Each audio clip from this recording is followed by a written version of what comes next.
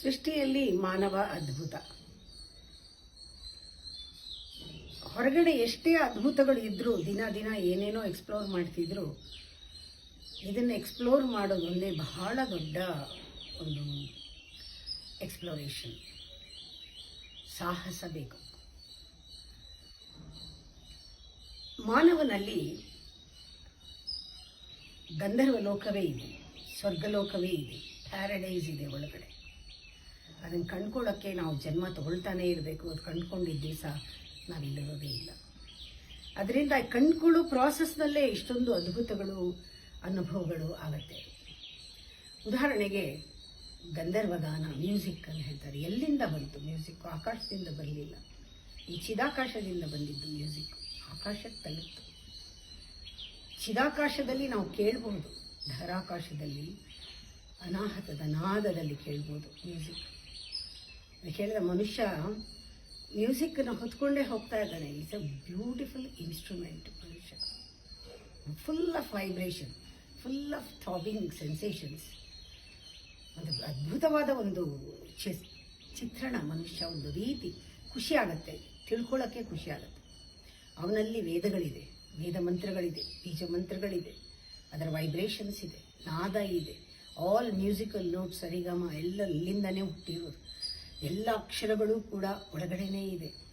ಎಲ್ಲ ಎಲಿಮೆಂಟಲ್ ಬೀಜಾಕ್ಷರಗಳೆಲ್ಲ ಒಳಗಡೆನೇ ಇದೆ. ಪ್ರತಿಯೊಂದು ಪಂಚಭೂತಗಳಿಗೂ ಒಂದೊಂದು ಮಂತ್ರಗಳಿದೆ, ಒಳಗಡೆನೇ ಇದೆ. ಎಲ್ಲ ನಮ್ಮ ಒಳಗಡೆನೆ ಅಡಗಿದೆ. ಭಾಷೆ, ಭಾವ, ಅದರ ಅರ್ಥ, ಅದರ ತತ್ವ, ಅದರ ಸಾರ ಎಲ್ಲವೂ ನಮ್ಮ ಒಳಗಡೆ ಇದೆ. ಯಾವಾಗ ಇದನ್ನು ನಂಬಿಡ್ತೀವಿ ನಾವು, ಅದಕ್ಕಿಂತ ಸ್ಪಿರಿಚುಯಾಲಿಟಿ ಬೇರೆ ಇಲ್ಲ. ಇದೆಲ್ಲ ಸಂಪ್ರದಾಯ ಪದ್ಧತಿ ಮಾಡಿಕೊಂಡು ಊರು ಸುತ್ತಕೊಂಡು ದೇವ್ರನ್ನ ತಿಳ್ಕೊಂಡು ನಾವು ಇಲ್ಲೇ ತಿಳ್ಕೊಳ್ಳದೆ ಇದ್ರೆ ನಾವು ಪ್ರಯೋಜನ ಇಲ್ಲ, ನಾಸ್ತಿಕರೇ ಆಗ್ತೀವಿ. ಆಸ್ತಿಕ ಅಂದರೆ ತನ್ನಲ್ಲಿಯೂ ಶಕ್ತಿಯನ್ನು ತಾನು ತಿಳ್ಕೊಂಡಿದ್ದಾನೆ, ಅದ್ಭುತವಾದ ಶಕ್ತಿಯನ್ನು. ಅದನ್ನು ಉದಾಹರಣೆ ತಗೊಂಡ್ರೆ ಬೇಗ ಅರ್ಥ ಆಗುತ್ತೆ. ಒಬ್ಬ ಮ್ಯೂಸಿಷಿಯನ್ ಎಲ್ಲರೂ ಆ ಹಾಡನ್ನು ಹಾಡೋಕ್ಕಾಗಲ್ಲ. ಅವ್ರಿಗೆ ಸಂಸ್ಕಾರದಿಂದ ಬಂದಿದೆ, ಅವನ ರಕ್ತದಲ್ಲೇ ಇದೆ, ಅದು ಇನ್ಬಾರ್ನ್ ಅಂತೀವಿ, ಅವನಲ್ಲಿ ಸೇರ್ಕೊಂಡಿದೆ. ಕೆಲವರು ಮಾತ್ರ ಹಾಡ್ತಾರೆ. ಅವ್ರನ್ನ ರೆಸ್ಪೆಕ್ಟ್ ಕೊಡ್ಬೇಕು. ಯಾಕೆಂದ್ರೆ ಅವ್ರು ಜನ್ಮಾಂತರದಿಂದ ಅದನ್ನು ಅಭ್ಯಾಸ ಮಾಡಿದ್ದಾರೆ. ಅವ್ರಿಗೆ ಅದು ಒಲ್ದಿದೆ, ಮ್ಯೂಸಿಕ್ ಹೊಲ್ಸ್ಕೊಂಡಿರ್ತಾರೆ. ಆದರೂ ನಮ್ಮ ಎಲ್ಲರಲ್ಲೂ ಮ್ಯೂಸಿಕ್ ಇದೆ. ಆ ಮ್ಯೂಸಿಕ್ ಇರೋದ್ರಿಂದ ಯಾರು ಅದನ್ನ ಸ್ವಲ್ಪನಾದ್ರೂ ಅನುಭವಿಸ್ತಾರೆ, ಅವರು ಆಕರ್ಷಿತಗೊಳ್ತಾರೆ ಈ ಮ್ಯೂಸಿಕ್ಗಳಿಗೆ, ಮಂತ್ರಗಳಿಗೆ. ನಮ್ಮಲ್ಲಿ ಚುರುಪಾರು ಏನಾದ್ರು ಕೇಳಿಸ್ಕೊಂಡಿದ್ರೆ ನಾವು ಅದರ ಸೆಳೆತ ನಮ್ಮನ್ನು ಹೊರಗಡೆನೂ ಸೆಳೆಯುತ್ತೆ.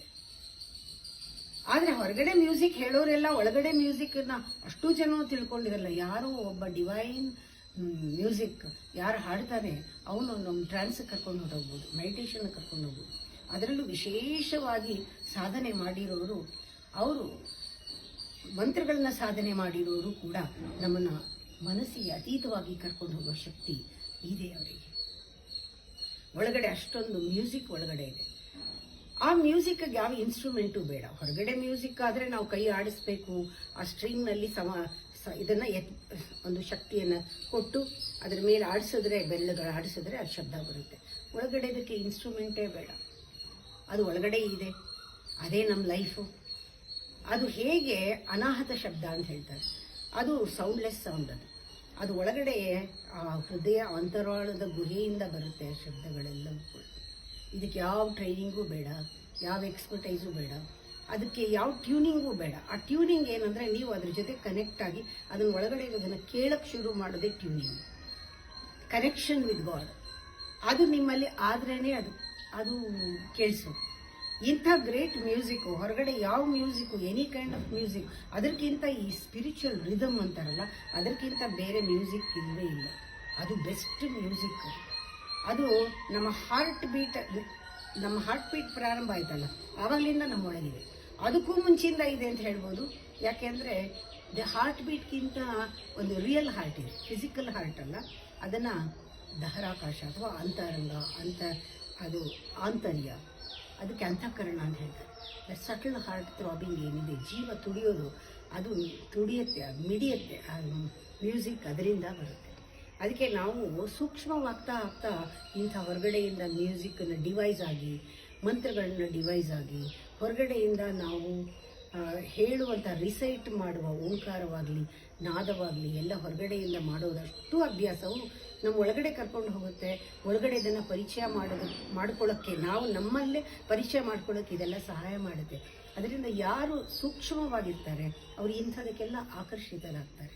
ನಾವು ಅದನ್ನು ಅಭ್ಯಾಸ ಮಾಡ್ಕೊಳ್ಬೇಕು, ಇದನ್ನು ನಾವು ರೂಢಿ ಮಾಡ್ಕೊಳ್ಬೇಕು. ಇದು ಒಳ್ಳೆ ರೂಢಿ. ಇದು ಒಳ್ಳೆ ಮ್ಯೂಸಿಕ್ ಕೇಳೋದು ಕೂಡ ಧ್ಯಾನಕ್ಕೆ ಕರ್ಕೊಂಡು ಹೋಗುತ್ತೆ. ಒಳ್ಳೆ ಪೂಜೆ, ಒಳ್ಳೆ ಮಂತ್ರ, ಸಂಸ್ಕೃತ ಶ್ಲೋಕ ಇದನ್ನೆಲ್ಲ ಕಲಿಸೋದು ಮಕ್ಕಳಿಗೆ. ಯಾಕೆ ಅಂದರೆ ಅರ್ಥ ತಿಳ್ಕೊಂಡು ಅವರೇನು ಪಂಡಿತರಾಗಬೇಕಾಗಿಲ್ಲ. ಆ ವೈಬ್ರೇಷನ್ನು, ಪಾಸಿಟಿವ್ ವೈಬ್ರೇಷನ್ನು ಒಳಗಡಿರೋ ದೈವತ್ವವನ್ನು ಎಬ್ಬಿಸುತ್ತೆ. ಅದಕ್ಕೆ ಈ ಅಭ್ಯಾಸಗಳೆಲ್ಲ ನಮ್ಮ ಕಲ್ಚರ್ನಲ್ಲಿ ಬಹಳ ವರ್ಷಗಳಿಂದ ಇರೋದ್ರಿಂದ ಇದನ್ನೆಲ್ಲ ನಾವು ಬಿಟ್ಬಿಟ್ಟಾಗ ಹೊರಗಡೆಯಿಂದ ನಾವು ಏನು ಕಲ್ತ್ಕೊಂಡ್ರೂ ಕೂಡ ಪ್ರಯೋಜನ ಆಗೋದಿಲ್ಲ, ಎಲ್ಲ ಸೂಪರ್ಫಿಷಿಯಲ್ ಆಗುತ್ತೆ. ನಮ್ಮನ್ನು ಪರಿಪೂರ್ಣ ಮಾಡೋದೇನೆ ಒಳಗೂ ಹೊರಗಿನ ಒಂದು ಸಂಯೋಗ ಮಾಡುವಂಥ ಕೆಲವು ಡಿವೈಸಸ್ನ ನಾವು ಬಿಡಲೇಬಾರ್ದು. ಅದು ನಮ್ಮ ಕಲ್ಚರ್ ಅಂತ, ಇದನ್ನು ಅಭ್ಯಾಸಿಸಿದ ಒಳ್ಳೆ ನಮ್ಮ ಭಾಗ ಅಂತ ತಗೊಂಡ್ರೆ ಒಳ್ಳೆಯದು. It is part of you.